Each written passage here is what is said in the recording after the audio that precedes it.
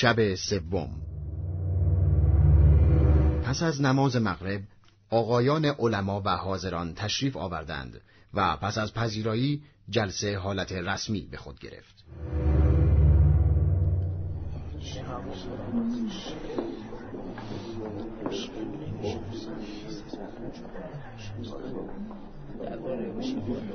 در کتاب‌های اخبار و دعاهای شما مطالب کفرآمیزی وجود دارد که با استفاده از آنها میتوان کفر شیعیان را اثبات کرد. جناب حافظ، خوب است بعضی از این مطالب را بیان کنید تا ببینیم کجای آن شرک و کفر است. ضمناً فکر می‌کنم شما تا به حال در مطالب کتاب‌های خودتان دقیق نشدید تا کفریات آن را ببینید. اگر در کتاب صحاح خودتان دقت کنید، آنقدر مطالب نادرست در آن می‌دیدید که دیگر در مورد کتاب‌های ما چیزی نمی‌گفتید. حرف‌های شما نادرست است. شما به چه حقی به کتاب‌های معتبر ما اهانت می‌کنید؟ آیا نمی‌دانید که تاکنون کتابی به عظمت کتاب‌های صحیح بخاری و صحیح مسلم نیامده است؟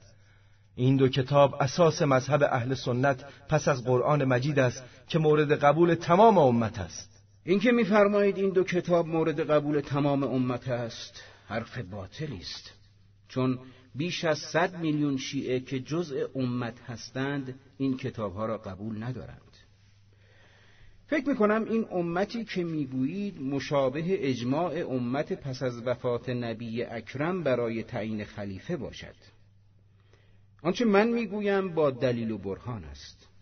حال بعضی از مطالب این دو کتاب را می‌گویم تا خودتان قضاوت کنید. بفرمایید حضرت آقا.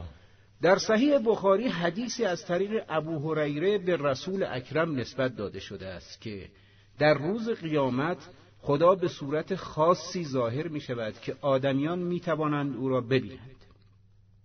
سپس می فرماید من پروردگار شما هستم. مؤمنان عرض می کنند پناه به خدا می بریم که تو خدای ما باشی. ما گروهی نیستیم که غیر از خدای یکتا را عبادت کرده باشیم. خدا در جواب آنها می گوید آیا بین شما و خداوندتان نشانه‌ای هست که به وسیله آن او را بشناسید؟ میگویند آری. پس خدا ساق پای خود را برهنه کرده و به آنان نشان می‌دهد. در این هنگام مؤمنین سر خود را بالا می‌کنند و خدا را به همان شکلی که قبلا دیده بودند می‌بینند و اقرار می‌کنند که تو خدای مایی. شما را به خدا، آیا این حرفها برخلاف نص قرآن نیست؟ آیا خدا در آیه 143 سوره اعراف رؤیت خود را صریحاً نفی نکرده است؟ علی کرم الله وجهه فرموده است خداوندی را که نبینم بندگی نمی کنم. پس معلوم می شود که خداوند را می توان دید. شما فقط بخشی از این حدیث را خواندید. اگر اجازه دهید من تمام آن را می‌خوانم تا خودتان مطلب را دریابید. امام صادق علیه السلام می‌فرمایند یک عالم یهودی به امیر مؤمنان عرض کرد آیا تو در هنگام عبادت خدایت را می‌بینی؟ حضرت فرمودند خدایی را که نبینم عبادت نمی‌کنم. عرض کرد چگونه او را می‌بینی؟ فرمود خدا را با چشم سر نمی‌بینم بلکه با چشم دل می‌بینم. علاوه بر تمام این مطالب علمای خودتان ثابت کردند که دیدن خدا محال عقلی است و این عقیده کفرآمیز است. آیا باز هم دلیل می‌خواهید؟ خیر کافی است. از ابو هریره در همین کتاب‌های به اصطلاح معتبر شما نقل شده است که روزی حضرت موسی به کنار آبی رفت تا غسل کند. آن حضرت لباسهایش را درآورد و بالای سنگی گذاشت. در این هنگام سنگ به حرکت درآمد و به همراه لباسها شروع به دویدن نمود. حضرت موسی به دنبال آن می‌دوید و می‌گفت ای سنگ لباسهایم را کجا می‌بری؟ موسی بدون پوشش مناسب به دنبال سنگ می‌دوید به گونه‌ای که مردم عورت او را دیدند و اقرار کردند که فتح داشتن موسی تهمتی بیش نبوده. سنگ ایستاد و موسی لباسهایش را برداشت و سنگ را با تازیانه زد به صورتی که آن سنگ 6 یا 7 مرتبه ناله کرد. نادرستی این مطلب و این حدیث به قدری روشن است که نیاز به توضیح ندارد. بگذارید حدیث دیگری که از کتاب‌های معتبرتان است نقل کنم. در هنگام قبض روح موسی آن حضرت یک سیلی محکم به گوش ملک الموت نواخت، به گونه‌ای که چشم او کور شد. از آن به بعد ملک الموت مخفیانه برای قبض روح افراد می آمد تا دیگر سیلی نخورد.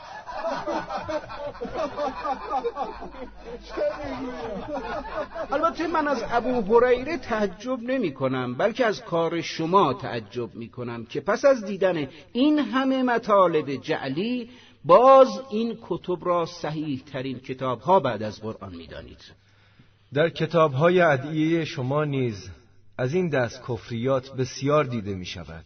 مثلا از بدیهیات دین ما این است که در هیچ زمینه‌ای برای خدا شریک قائل نشویم.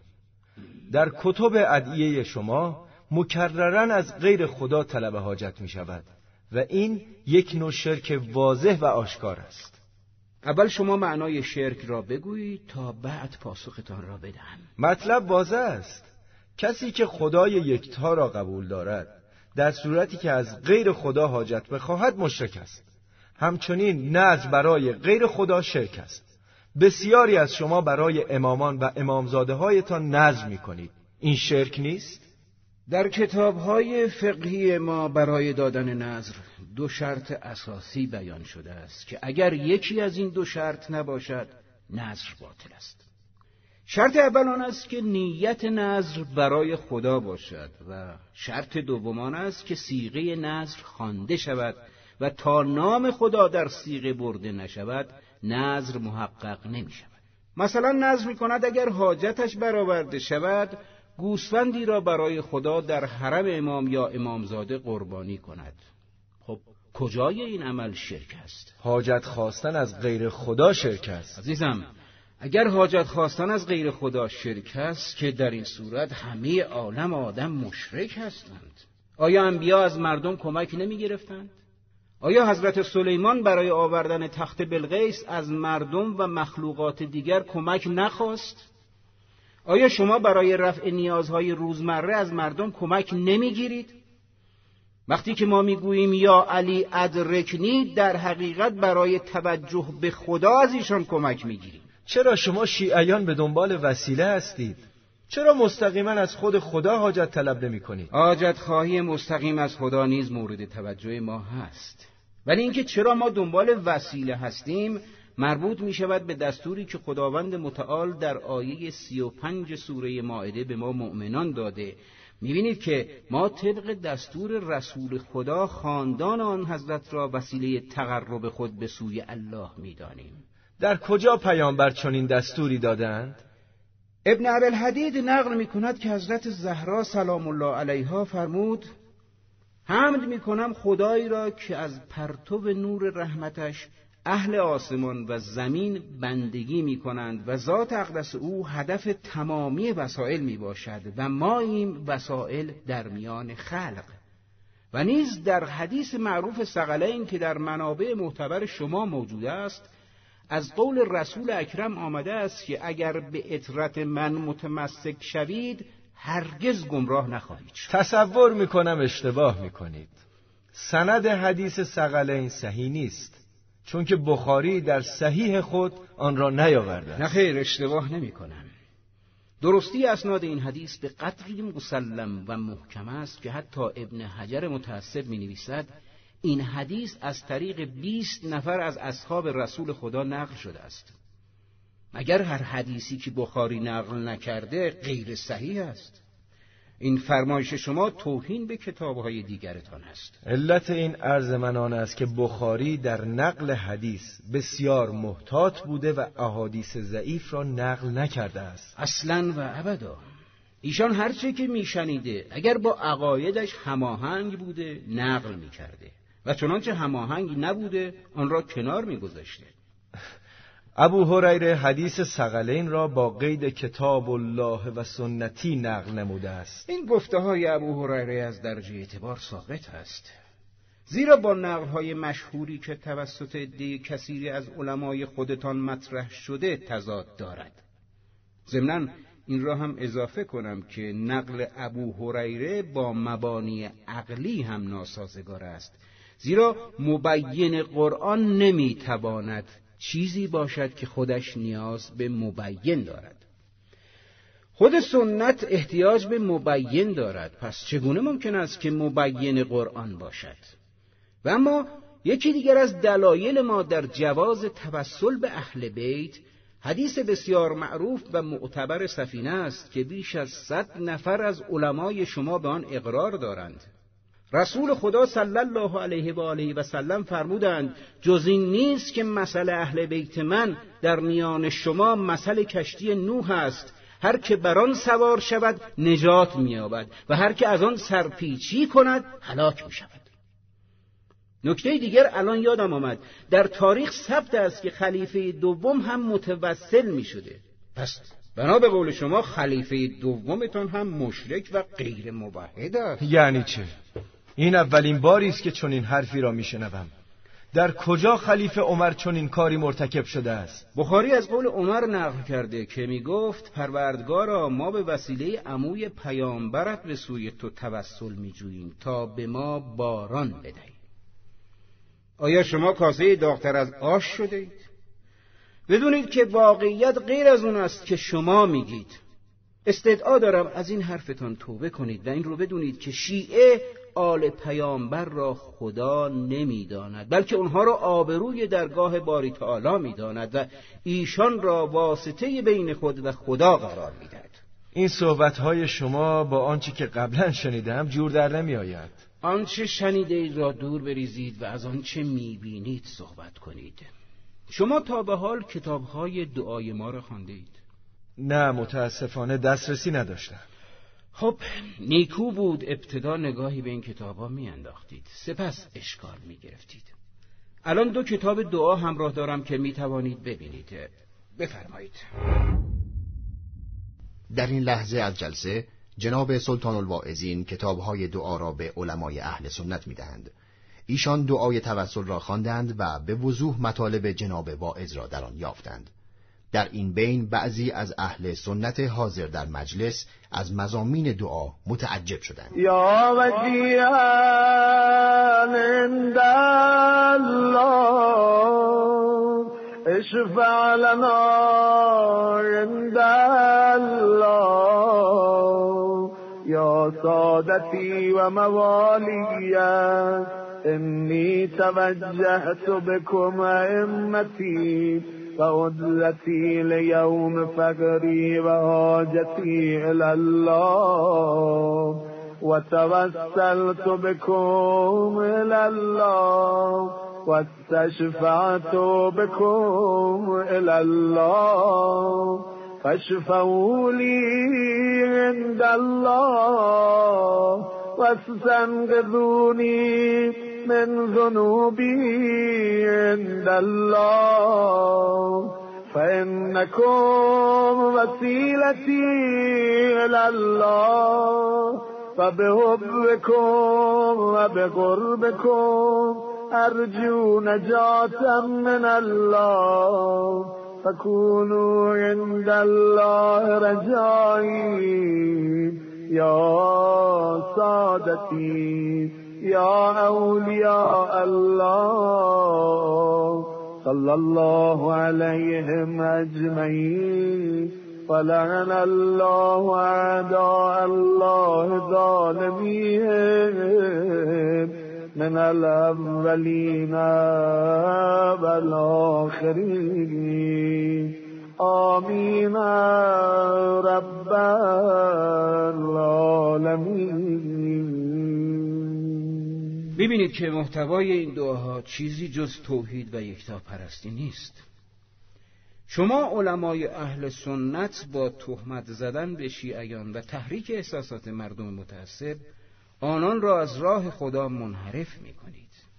آیا این کار درستی است که برخی از علمای شما شیعیان را مورد اهانت قرار می‌دهند؟ کم لطفی می‌کنید.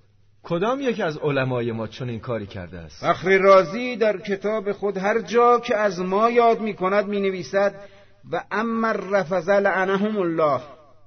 اتفاقا برای خودم اتفاق پیش آمد که شنیدنی است. از بیت المقدس عازم دمشق بودم. جهت ادای نماز وارد مسجد جامع شدم. به گوشه‌ای رفتم و نماز خواندم. بعد از نماز متوجه نگاه خشمگین عالمی که مشغول قرائت قرآن بود شدم. از مسجد خارج شدم.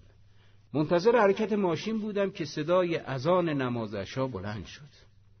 با این فکر که ممکن است ماشین برای ادای نافله شب توقف نکند، وارد مسجد شدم. از درب آخر شبستان وارد شدم. بعد از تمام شدن نماز عشای اهل تسنن، همان عالم برای مردم سخنرانی می‌کرد و می‌گفت مشرکان نجس هستند. آنها را به مسجد راه ندهید. اندکی قبل یک مشرک به مسجد آمده بود و در مقابل شما بر بتی سجده می‌کرد. شما که نمرده بودید، چرا او را نکشتید؟ به قدری احساسات مردم را تحریک کرد که اگر من آنجا بودم قطعاً کشته می‌شدم. بعد از سخنرانی عده‌ای از مردم متوجه حضور من شدند. تا چشمشان به من افتاد مرا به باد کتک گرفتند و میگفتند ای مشرک برو بیرون.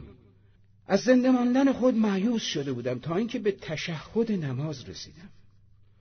با گفتن تشهد نماز در بین آنها اختلاف افتاد که این دیگر چه مشرکی است که به وحدانیت خدا و نبوت رسول اکرم شهادت میدهد. نمازم که تمام شد شروع به صحبت کردم و آنها را مغلوب و آن عالم از خدا بیخبر را تفرقه انداز و اختلاف افکن بین مسلمانان معرفی نمودم. ایشان از من عذرخواهی کرده و برخی از آنان مرا به منزل خیش دعوت می‌کردند.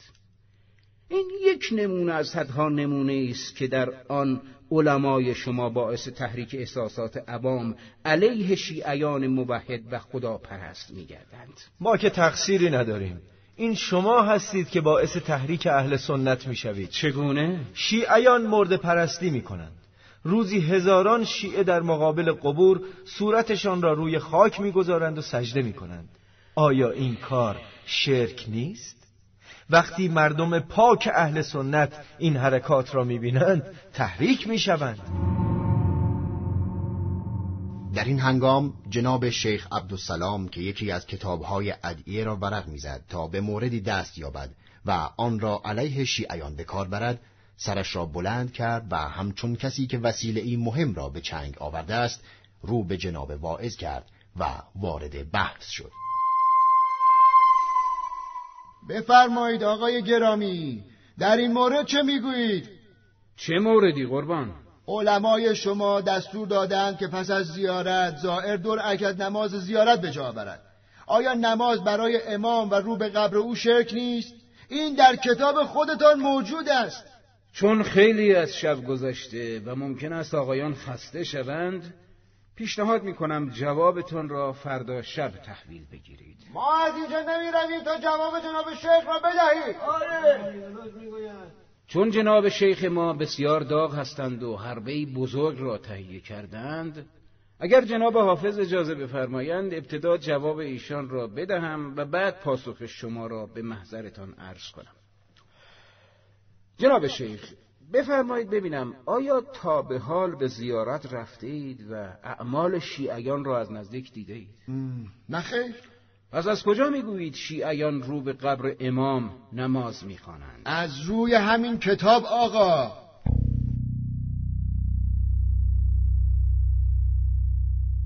جناب واعظ کتاب را میگیرند و به محل مورد اشاره جناب شیخ نگاه میکنند. از حسن تصادف زیارت امیرالمؤمنین علی علیه السلام بود.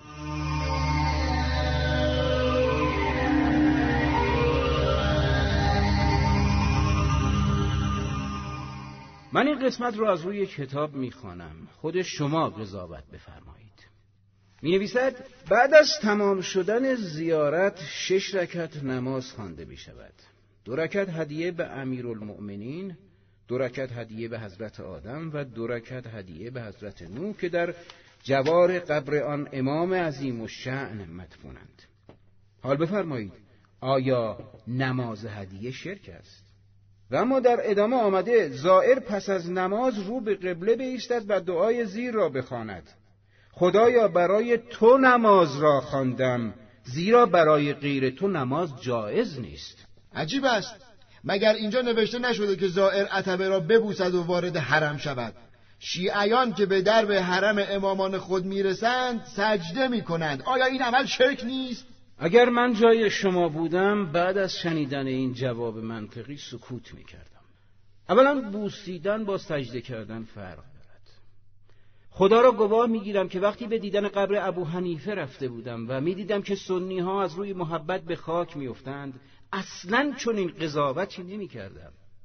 ثانیاً این را بدانید که سجده اگر بدون نیت عبودیت باشد شرک نیست، مانند سجده برادران یوسف و سجده ملائکه بر حضرت آدم. نتیجه این نگاه سطحی این است که باید به خود ذات مقدس خداوند که دستور فرمود ملائکه بر حضرت آدم سجده کنند نیز اشکال وارد شود. چرا روی چنین تفکر سطحی و غلط که تا این حد مشکل ساز است پافشاری می‌کنید و حاضر نیستید از فکر دیگران استفاده کنید؟ و اما جواب جناب آقای حافظ، مگر شما آیه 169 سوره آل عمران را نخوانده اید که گفته ولا تحسبن الذین قتلوا فی سبیل الله امواتا بل احیاء عند ربهم یرزقون؟ اگر ما در مقابل قبور ائمه می‌ایستیم و حرف میزنیم، با مردگان تکلم نمی‌کنیم، بلکه با زندگان حقیقی راز دل میگوییم. از نظر ما و از منظر خداوند متعال، حضرت امیرالمؤمنین و حضرت سید الشهدا که جان خود را در راه دین فدا کردند تا بنی امیه و یزید پلید نتوانند اساس دین را از بین ببرند، زنده هستند و حرفهای ما را میشنوند و وسیله تقرب ما به پروردگارمان هستند. باز هم تکرار میکنم، اگر عمق تفکرات خود را افزایش دهید هرگز دچار این شبهات نمیشوید. من از شما در عجبم، طبق کدام ملاک شرعی به خلیفه مسلمانان یزید ابن معاویه اهانت میکنید؟ این کار شما توهین به تمام مسلمانان و خلفای قبل از ایشان است که او را به خلافت منصوب کرده‌اند. آیا انجام یک گناه صغیره که قتل حضرت حسین بوده و البته بعداً هم توبه کرده به شما این جرأت را داده که به ایشان اهانت کنید؟ اصلا انتظار این مقدار تعصب را در این محفل علمی نداشتم. آیا به نظر شما قتل فرزند رسول خدا و یارانش یک گناه صغیر است؟ آیا به اسارت درآوردن دختران پیامبرتان فقط یک گناه کوچک و ناچیز است؟ علاوه بر این نشانه ها مگر شما اشعار کفرآمیز او را نخوانده اید؟ سرور من، خواهش میکنم دلایل کفر یزید را برای ما بیان کنید. یزید پلید در بسیاری از اشعارش منکر خدا و حشر و نشر شده است. این جرثومه بیدینی در مجلس جشنی که برای شهادت امام حسین علیه السلام برپا کرده بود اشعاری خوانده که در آن منکر نبوت پیامبر عظیم و شأن اسلام شده. او در دومین سال حکومت خود به مدینه حمله کرد و قتل عام وسیعی به راه انداخت و در سومین سال حکومتش کعبه را به منجنیق بست. اینها را که فرمودید فقط میتواند فسق یزید را ثابت کند، نه کفر او را. آیا انکار مبدأ و معاد کفر نیست؟ آیا قتل سید جوانان اهل بهشت ظلم آشکاری نیست؟ آیا نمی‌دانید که خداوند متعال در قرآن ظالمان را لعن فرموده است؟ در صحیح بخاری و صحیح مسلم از رسول خدا صلی الله علیه و آله و سلم روایت شده کسی که اهل مدینه را از روی ظلم و ستم بترساند ملعون خدا، ملائکه و مردم است. در این هنگام به دلیل نزدیک شدن اذان صبح جناب واعظ مجلس را ختم فرمودند.